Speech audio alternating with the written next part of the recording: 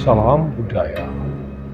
Saudaraku, senang rasanya saya Gigi Sugiono kembali hadir menyapa Anda dalam balutan energi, tradisi, budaya, legenda, misteri dikemas apik dalam Kaca Benggala. Kali ini saya akan bertutur tentang sembahyang rebutan menghantar arwah ke akhirat. Saudaraku, kemajuan zaman harusnya berjalan seiring dengan tradisi dan budaya, bukan malah menginjak-injak atau menghilangkannya. Hal semacam itu tidak akan bisa menghargai jati diri sebuah bangsa. Saudaraku, jati diri sebuah bangsa tercermin dalam tradisi dan budayanya. Siapa yang mengenal tradisi dan budayanya, berarti dia mengerti akan jati dirinya. Bagi warga Tionghoa, tradisi dan budaya leluhur tetap dijunjung tinggi. Jangan heran jika tradisi ini sampai saat ini tetap lestari, bahkan dijaga oleh anak turunnya. Terbukti dengan banyaknya tradisi dan budaya yang sampai saat ini masih melekat dalam budaya masyarakat Tionghoa. Satu di antaranya adalah sembahyang rebutan. Masyarakat biasa menyebutnya dengan festival bulan hantu atau Guichi. Bisa juga festival hantu lapar atau Tiongguan. Festival ini berlangsung setiap tanggal 15 bulan 7 penanggalan Imlek. Warga Tionghoa percaya bahwa pada saat pintu neraka dibuka, para arwah ini akan pulang dan berkunjung pada keluarganya. Sebenarnya budaya ini adalah budaya masyarakat agraris. Namun karena pengaruh Buddhis dan Tao berkembang menjadi sedemikian besar. Tidak aneh jika sampai sekarang perkembangan ini luar biasa. Dalam legenda masyarakat Tionghoa, festival ini banyak versinya. Warga Tionghoa percaya bahwa setiap tanggal 15 bulan 7, pintu neraka akan dibuka 1 bulan penuh, 2 minggu menjelang tanggal 15 bulan 7, hingga 2 minggu setelahnya. Warga Tionghoa percaya bahwa pada saat pintu neraka dibuka, para arwah ini akan pulang dan berkunjung pada keluarganya. Biasanya ritual ini diselenggarakan di rumah atau di kelenteng. Bila di rumah dipimpin oleh saudara tertua, namun bila di kelenteng dipimpin oleh para rohaniawan yang berhak mengatur jalannya prosesi itu. Prosesi ini dilakukan sebagai bentuk penghormatan kepada leluhur. Untuk melaksanakan prosesi ini, jauh-jauh hari sudah disiapkan sedemikian rupa. Berbagai hidangan sudah disiapkan oleh keluarga yang akan melakukan sembahyang arwah. Biasanya mereka akan mengirim apa saja yang menjadi kesukaan almarhum pada waktu itu. Prosesi ini sangat menarik. Sebelum prosesi ini dilakukan, berbagai benda yang akan disajikan dipersiapkan sedemikian rupa di atas meja panjang. Kemudian, benda-benda yang akan disajikan pada leluhur ini diadakan sembahyang terlebih dahulu. Kemudian, disebutkan siapa saja yang akan mengirim persembahan pada leluhur ini. Prosesi ini berlangsung dengan sangat hikmat. Para rohaniawan akan memimpin jalannya prosesi. Setelah didoakan oleh rohaniawan, benda-benda persembahan tadi dibawa keluar untuk ditempatkan dalam sebuah replika berbentuk kapal. Kemudian, benda-benda persembahan ini akan dibakar. Mereka percaya dengan terbangnya persembahan-persembahan ini ke angkasa, arwah leluhur juga tahu dan bisa menerima apa yang sudah dikirimkan oleh anak cucunya.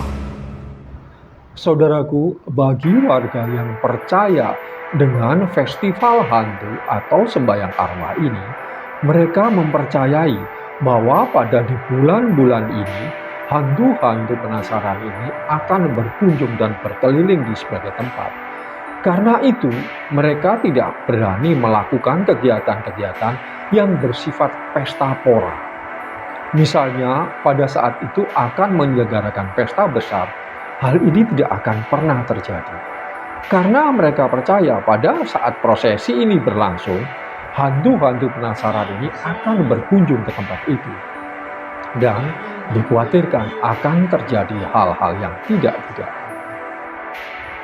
Mereka percaya bahwa setiap tanggal 15 bulan 7 penanggalan Imlek ini, hantu-hantu penasaran ini atau arwah-arwah penasaran ini akan mencari persembahan di beberapa tempat.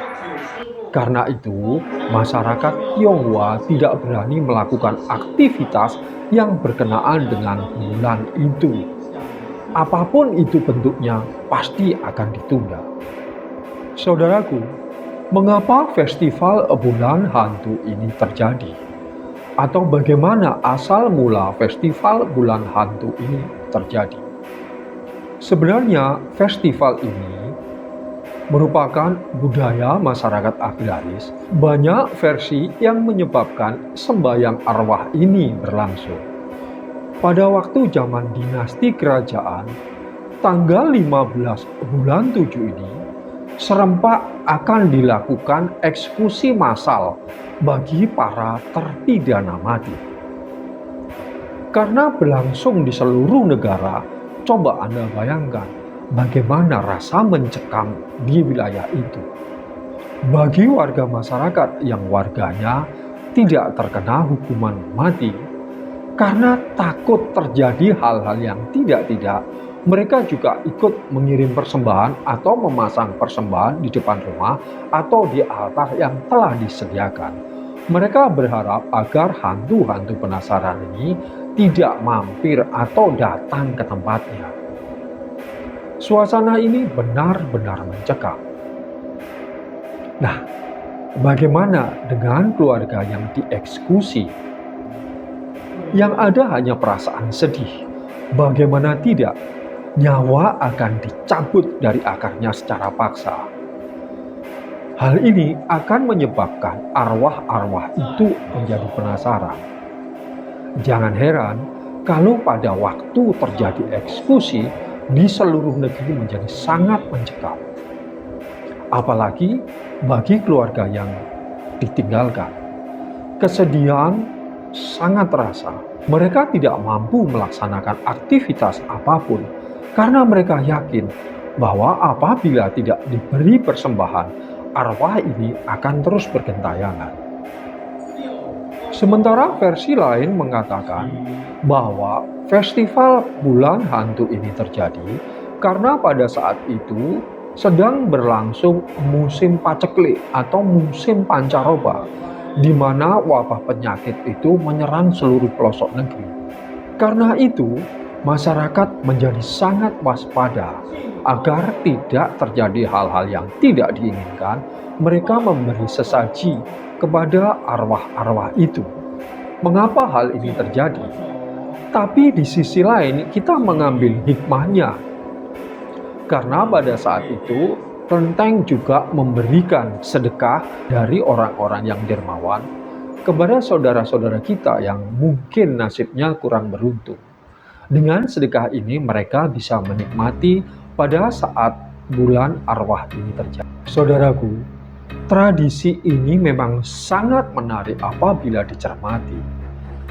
Karena selain penuh dengan makna, juga mencerminkan jiwa sosial yang terjadi di masyarakat kita.